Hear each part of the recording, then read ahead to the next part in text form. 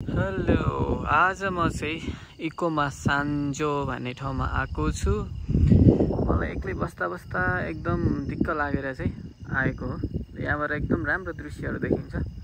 अनि अर्को कुरा भनेको चाहिँ सबैजनाको छुट्टी एकैपटक मिल्दैन। अनि त्यसपछि अब त्यो कुनै स्पेसल दिन मात्रै हुन्छ कि सबैले छुट्टी मिलाएर घुम्न जाने दिन।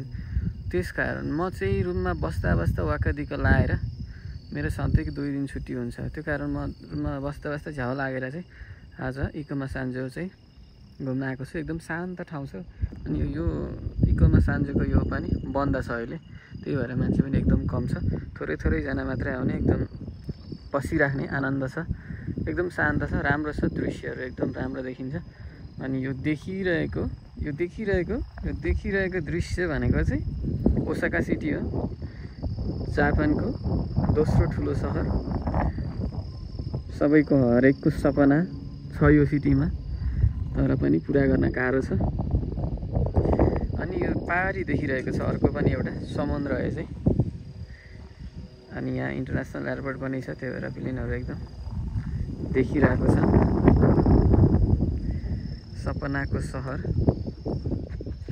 यो सहरमा एक्लो महसुस हुँदाखेरि पनि आफैले खुसी राख्ने कोसिस चाहिँ गरिराख्नु पर्ने रहेछ।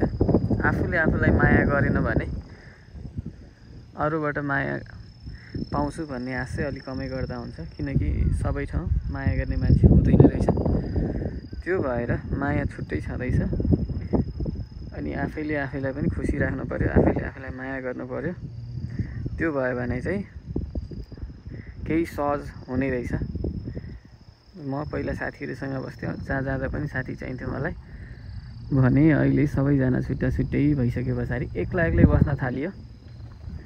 त्यो भएर आफूले आफूलाई माया गर्दै म आज बिदाको दिन यहाँनिर आएको छु, बसिरहेको छु। रमाइलो छ। यो देखिने दृश्य चाहिँ सायद कोबे पर्छ होला, राम्रो छ। यो आर्ट म्युजियम पनि छ भित्र, तर उता पनि राम्रो छ। म चाहिँ यही टिलमा मात्रै बसिरहेको छु। यो टिलबाट एकदम शान्त ठाउँ, राम्रो ठाउँ देखिने भएको भएर कोही यदि ओसाका, क्योतो, कोबे कतै बस्नुहुन्छ भने यो ठाउँ घुम्न आउनुभयो भने पनि एकदम राम्रो छ।